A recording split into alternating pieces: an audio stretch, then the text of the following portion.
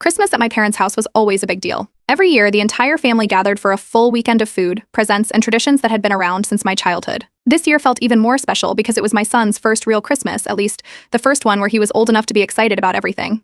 He was 3 years old, and at that perfect age where every light, every wrapped gift, and every cookie on the table was magical. I had been looking forward to this for weeks.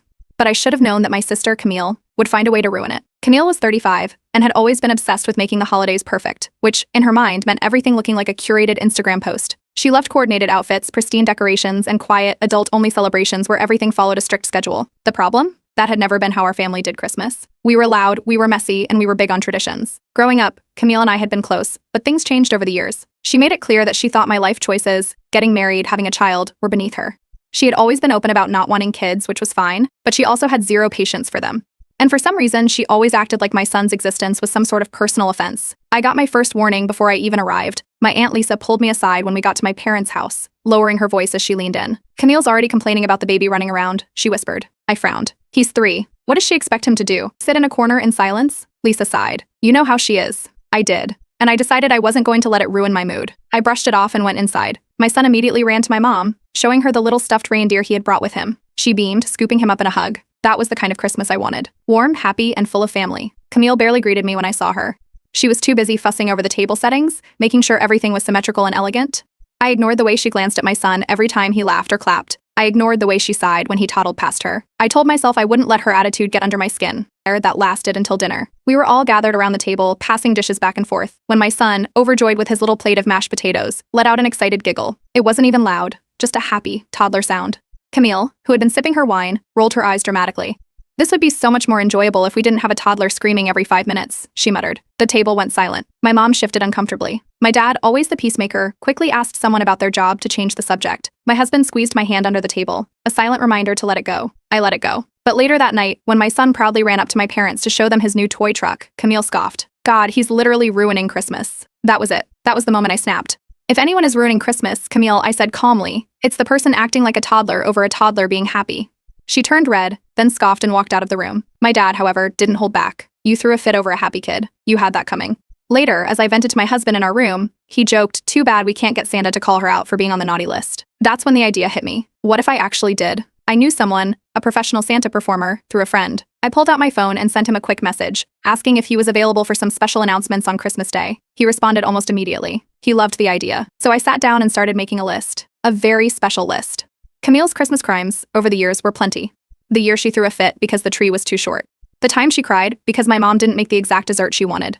The time she demanded my parents stop playing Christmas music because it was too cliché. And of course this year, where she had decided a 3-year-old was ruining Christmas just by existing. I was going to make sure she got the recognition she deserved. And tomorrow, Santa was going to deliver it. Christmas morning started off exactly as I had planned.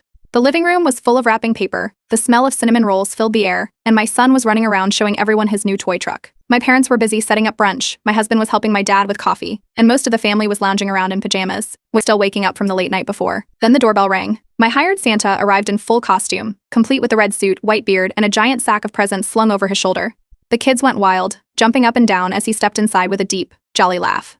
Even the adults looked amused, except for Camille, who barely glanced up from her spot on the couch, swiping through her phone with one hand and sipping coffee with the other. The hired Santa went straight into character, handing out candy canes and chatting with the kids, his exaggerated ho ho ho, making my son beam with excitement. My son, practically vibrating with excitement, ran up to hug him. My mom beamed as she took pictures, while my dad chuckled, shaking his head at the whole spectacle. Then after a few minutes of lighthearted fun, Santa clapped his hands together and announced, "And now, for a very special list, the top 5 Christmas fails of a certain someone who made it to the naughty list this year." There was a ripple of laughter around the room. Camille didn't even look up, assuming it was some joke about the kids. Santa pulled a piece of paper from his pocket and began. Coming in at number 5, the time she tried to convince her younger cousin that Santa doesn't exist when she was 12. That cousin still holds a grudge, by the way. My cousin, who was the victim of that particular incident, burst out laughing, pointing at Camille. I knew I'd get my revenge someday. Camille furrowed her brows. "Okay, weird choice." Santa continued. At number 4, the year she threw a fit because the Christmas tree theme was tacky, so she redecorated it at 2 in the morning, waking up the entire household. My mom choked on her tea, trying to hold in her laughter. Camille slowly sat up, eyes narrowing. "Are you serious?" Santa barely paused. Number 3, the Christmas dinner of 2016, where she sent back her own mother's homemade stuffing because it wasn't restaurant quality. My dad snorted so hard he had to leave the room. My mom shook her head with a smile. Camille waved a hand in frustration. "Okay, this is just stupid now." By this point, even my usually reserved uncle was wheezing. My aunt wiped tears from her eyes. Number 2, Santa bellowed. The time she made the family take 3 rounds of Christmas photos because she wasn't happy with her angle, and then forgot to send the cards anyway. My brother cracked up. Oh my god, I forgot about that. Camille turned to me, her face completely red now. You set this up, didn't you? Santa wasn't done. And finally, the #1 Christmas fail of all time, this year, when she declared her own nephew was ruining Christmas because he was happy. The room fell silent for half a second. Then my grandma clapped and said, well, she earned that one. Laughter exploded around the room. My cousin high-fived Santa. My mom shook her head, biting her lip to stop a smile. My husband leaned back, barely holding in his laughter. Camille gasped audibly. She glanced around, realizing nobody was rushing to defend her. Then without another word, she stood up so fast her coffee cup nearly tipped over. This family is impossible. She stormed upstairs, slamming the door. Nobody followed. Santa dusted off his hands, took a bow, and said, and with that, I take my leave. The entire family erupted into laughter again. The moment Camille slammed her door, the living room settled into a strange silence. My dad let out a long sigh, rubbing his temples. My mom, standing near the Christmas tree, glanced toward the staircase before shaking her head. She tried to smooth things over, her voice calm as she said, maybe we shouldn't have embarrassed her like that. But the way she bit her lip to stop herself from laughing told a different story. Across the room, my cousin leaned in and whispered, okay, but that was the best thing I've ever seen at a Christmas gathering. A few chuckles went around, but for the most part, people started moving on. My mom, ever the peacemaker, took a deep breath and walked up the stairs, knocking softly on Camille's door. Come back down and enjoy the rest of Christmas, she called. No response. A moment later, my mom sighed and walked back down. She's not in the mood. Nobody was surprised. Meanwhile, the family's group chat had exploded. Relatives who weren't even at the gathering were messaging, asking for details. Someone had already posted a summary, and within minutes, laughing emojis flooded the chat. Why didn't anyone record it? Santa did what? Camille deserved that one. This is the kind of Christmas drama I live for. It was chaos. Some family members, particularly the ones who had clashed with Camille before, were openly entertained. Others sent cautious messages about how maybe things went too far. But overall, it was clear that the majority of the family thought it was hilarious. About an hour after Camille had locked herself away, my phone buzzed with a message from her. Nice to know you enjoy humiliating your own sister. You ruined Christmas more than your precious child ever could. I stared at the screen for a second before typing back. You did that to yourself, Camille. Maybe next year, don't be so mean to a 3-year-old. No response. That didn't mean she was done. At first, Camille scoffed and dismissed the whole thing as stupid, rolling her eyes whenever someone mentioned it. But as the day went on and more family members laughed about Santa's list, her irritation started bubbling over. By that evening, she was on the phone with my Aunt Lisa, clearly hoping for some sympathy. Lisa, however, wasn't having it. She had been there for the whole thing, and from what I could overhear of the conversation, she wasn't about to coddle Camille. You're taking this way too seriously, she told her flatly. It was a joke. Let it go. Camille hung up on her. Hours passed. People played board games, snacked on leftover cinnamon rolls, and the usual Christmas chaos continued. My son, completely oblivious to the drama, sat in a pile of wrapping paper playing with his new toys. Camille, however, stayed upstairs, silent. It wasn't until dessert was served that she finally emerged. She walked into the dining room, sat at the farthest end of the table, and didn't make eye contact with anyone. She avoided my gaze completely, acting like I wasn't there. More noticeably, she barely acknowledged my son. If he giggled too loudly, her lips pressed into a thin line, and when he tried to show her his new toy, she simply muttered, "That's nice," without even looking. My husband caught it immediately. He didn't say anything, but I could see the way his expression tightened as he watched her deliberately ignore our child. Some of our relatives tried to engage her in small talk, but she barely responded. Her answers were short, clipped, and she mostly poked at her dessert without eating it. The tension at the table was thick, but nobody addressed it directly. Then as we were cleaning up, Camille stood up, grabbed her bag, and walked straight to my mom. "I'm not coming next year," she declared. Everyone turned to look. My mom, still stacking plates, barely glanced up. "That's your choice," she replied casually. Camille clearly hadn't expected that reaction. She stood frozen for a moment, as if waiting for my mom to backtrack and beg her to reconsider. When that didn't happen, she scoffed, muttered something under her breath, and walked out the door without another word. As soon as it closed behind her, my brother let out a low whistle. Well, he said, maybe Santa should do that every year. Laughter rippled around the room again, but at the same time, there was an underlying shift in the air. Over the next few days, it became clear that this wasn't just a one-time tantrum. Family members started taking sides. Some agreed that Camille had overreacted, while a smaller group, mostly those who weren't there, argued that the joke had been too much. But as more people started sharing their own past experiences with Camille's behavior during the holidays, a pattern emerged. This wasn't about Santa's list. It was about years of Camille acting like Christmas was hers to control. And suddenly, people weren't so willing to play along anymore. The morning after Christmas, Camille wasted no time launching into a full-blown rant in a separate group chat with just our immediate family. Her messages came in rapid bursts, paragraphs of frustration pouring into the chat. She called me cruel for humiliating her in front of the whole family and insisted that I had set her up to be the villain. She went on about how she had been ambushed and how I had clearly planned this in advance to make her look bad. According to her, the entire thing was a calculated move, a public embarrassment campaign disguised as a joke. She made it sound like she had been an innocent bystander, unfairly attacked on Christmas Day. My mom, still trying to smooth things over, responded first. "I think maybe it went too far, but Camille, you did say that about a 3-year-old. Camille ignored that part completely. My dad, however, didn't hold back. "You threw a fit over a happy kid. You had that coming."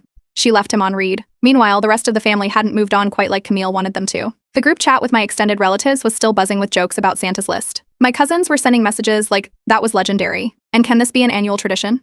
Someone even joked that next year, we should get Santa to a full PowerPoint presentation. Camille, of course, was fuming. And when she realized she wasn't getting enough sympathy in the family group chat, she decided to take things public. Scrolling through Facebook later that night, I spotted Camille's latest post. It was the usual vague, passive-aggressive complaint, nothing worse than when family treats you like a joke. Lesson learned. I rolled my eyes, but before I could scroll past, my cousin messaged me, "Wow, she's really playing the victim, huh?" She had posted a vague but dramatic status, "Nothing worse than when family treats you like a joke. Lesson learned." The comments started rolling in. At first, there were the usual vague sympathizers. "Family can be cruel. You didn't deserve that. Ugh, people have no respect these days." But then, people who actually knew what had happened started chiming in. "Wait, weren't you the one complaining about a happy kid?" You kind of set yourself up for that one, Camille. "Oh please, we all know your Christmas meltdowns are a yearly tradition at this point." At first, Camille tried arguing back. "This isn't about a kid, it's about respect," she replied under one of the comments.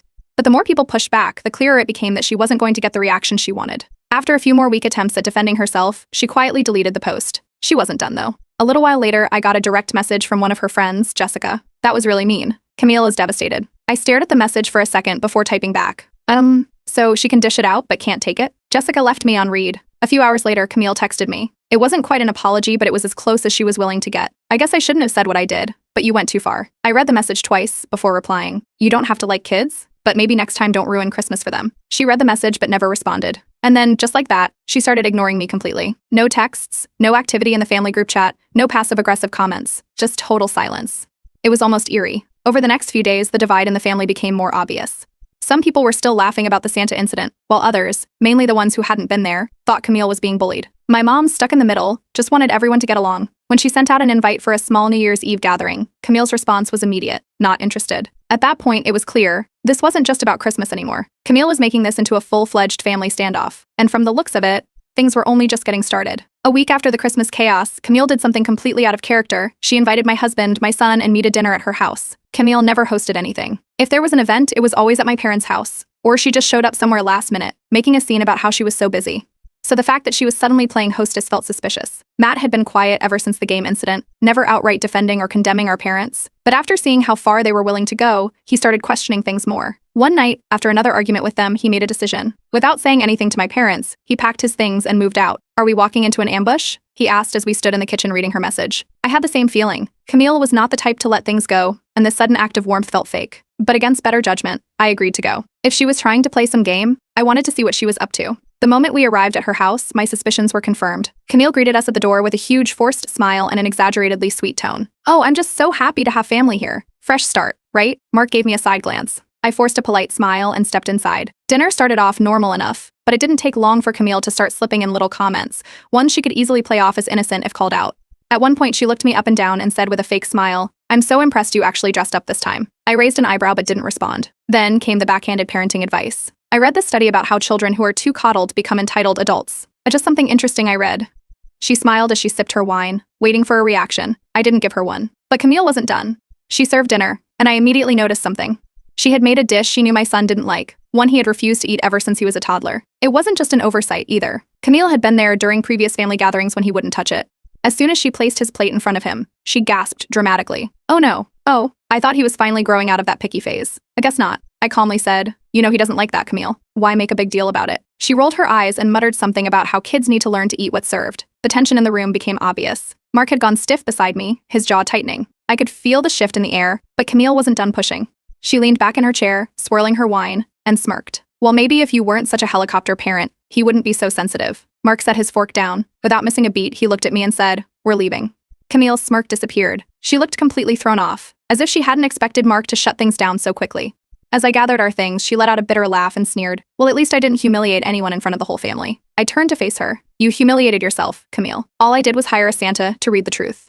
She opened her mouth like she was about to snap back, but before she could, I turned and walked out with my family. My son, thankfully, was completely oblivious to the tension. He was happily holding onto his toy truck, chattering about how he wanted to go home and watch his favorite movie. We drove home in silence for a few minutes before Mark shook his head and muttered, "Never again." That night, Camille went straight to social media. She made another dramatic post, this time calling me toxic and accusing me of turning the family against her. But this time, people weren't so quick to take her side. Camille's meltdown after the dinner disaster didn't just fade away, it caused a ripple effect across the family. Some relatives messaged me privately, rolling their eyes at her behavior and saying she was being ridiculous. Others, however, took a different approach, telling me I should just apologize to keep the peace. It was the same old story. Camille stirred up drama, and somehow I was expected to fix it. But the real surprise came from our grandmother. She usually stayed out of family arguments, but this time she made her opinion known. If Camille can't take a joke, that's her problem, she said bluntly. But if she can't apologize for being mean to a baby, that's a bigger problem. My mom, caught between trying to keep the family together and her exhaustion from Camille's antics, decided to stage some kind of family sit-down. She invited Camille, me, and a few other family members for what was supposed to be a discussion to smooth things over. I wasn't excited about it, but I agreed to go. If nothing else, I wanted to see how Camille would handle being confronted by more than just me. Camille arrived acting like she had been the victim of a major crime. She walked in with an air of wounded dignity, barely glancing in my direction, her lips pressed into a tight frown. My mom, ever the peacemaker, started the conversation carefully. We just want to get past this and move forward as a family. Camille sighed dramatically, dabbing at her eyes like she was about to burst into tears. I just can't believe my own family would turn on me over a joke. I let out a short laugh before I could stop myself. A joke? You literally called my son annoying and said he was ruining Christmas. Camille's eyes flashed. You're the one who went out of your way to make me look bad. Before I could even respond, my brother, who had been sitting quietly up until now, leaned forward and said flatly, Camille, you made yourself look bad. She turned to glare at him, but before she could say anything, my dad spoke up. You are almost 36. If you cannot handle facing consequences for your words, that is on you. The room went silent. Camille's face turned red. She shot up from her seat, grabbed her purse, and stormed toward the door. This family has always been against me. She shrieked on her way out. The door slammed behind her. A heavy silence filled the room. Then my mom let out a long sigh and muttered, I am so tired. My dad shook his head. Then stop enabling her. That should have been the end of it. But Camille wasn't done. Instead of making another dramatic Facebook post, she switched tactics. She started privately messaging certain family members, trying to sway them to her side. My cousin later sent me a screenshot of Camille's latest message. It's clear I'm not welcome in my own family anymore. She was playing the victim, carefully choosing who to message so she wouldn't get pushback. Anyone who challenged her narrative got ignored or ghosted. At this point, the family was officially divided. Some defended Camille, saying she was just sensitive. Others weren't buying it. But something told me Camille wasn't finished yet. After disappearing for a few days, Camille finally resurfaced with a mass text to the family. It was long, dramatic, and dripping with self-pity. Since it's clear I'm the villain in this family, I'll just remove myself entirely. I hope you all enjoy your perfect little world without me. Nobody responded immediately. My mom, still clinging to the hope of reconciliation, sighed and later asked me, can you just try reaching out? She's obviously upset. I shook my head. Mom, she's upset because she refuses to take accountability. That's not my problem. Over the next few days, Camille started reaching out to extended family members, spinning the story in a way that painted me as the toxic one. Some relatives messaged me, clearly trying to guilt-trip me into making amends. She's your sister. You should fix this. Family is more important than a silly argument. One of my aunts even went as far as saying, it's Christmas. Do you really want to end the year like this? But others weren't buying it. My grandmother shut it down immediately, telling one of my aunts, if Camille can't handle the consequences of her words, that's on her, not on anyone else. My brother also refused to entertain Camille's sob story. He told me, she's been pulling this same stunt since we were kids. You don't owe her anything. I thought things would settle down after that.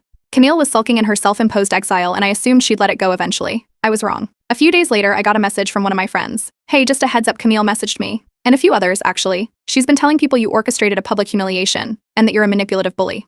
Attached were screenshots. Camille had gone out of her way to contact people in my personal life, trying to ruin my reputation outside of the family. She was ranting about how I had set her up, how I was obsessed with making her look bad, and how I had turned the entire family against her with my lies. My friend's message ended with, this is really unhinged. That was the final straw. I sent Camille a message, you are reaching out to my friends now? You need to stop. If you want to be mad, fine, but dragging my name through the mud because you can't handle a Christmas joke is pathetic. Her response was immediate. What are you talking about? I didn't say anything like that. I sent her the screenshots. She pivoted instantly. Wow. So you're spying on me now? This is exactly why I can't trust anyone in this family. I wasn't playing that game. You're the one who started this. You humiliated yourself, and now you're trying to drag me down with you. That's when she completely lost it. You're the one who started this. You humiliated me, and now you're playing the victim? You ruined my Christmas and my reputation. I gave her one final response. You ruined your own Christmas by being cruel to a child. And as for your reputation, you're the one who keeps making it worse. She didn't respond after that. And that's when I realized there was nothing left to salvage. Camille wasn't sorry. She wasn't learning anything from this. So I made the decision to cut ties completely. From that moment on, I was done. I didn't reach out. I didn't try to fix things. I didn't engage with her drama anymore. If she wanted to isolate herself from the family, that was her choice. Camille, feeling cornered, started pulling away from certain family members while doubling down with others. She continued talking to the few relatives who sympathized with her, feeding them a new narrative about how she was being ostracized. Meanwhile, those who didn't support her got the cold shoulder. At one point, my Aunt Lisa mentioned that some relatives were tired of the drama and had started distancing themselves from both of us, not wanting to take sides. I told her they could do whatever they wanted. I wasn't wasting energy on this anymore. The real shock came when my mom, after years of making excuses for Camille, finally admitted, maybe I'd been babying Camille too much. It was the first time I had ever heard her acknowledge it. Despite all the chaos, my son had the best Christmas ever. He was too young to understand the drama, and to him it was just a magical holiday filled with gifts, family, and a special visit from Santa. That was all that mattered. Months later, Camille was still sulking in her self-imposed exile. But for me, the lesson was clear. I wasn't going to waste time on someone who refused to take accountability. And next Christmas, we were hiring Santa again, just for tradition's sake.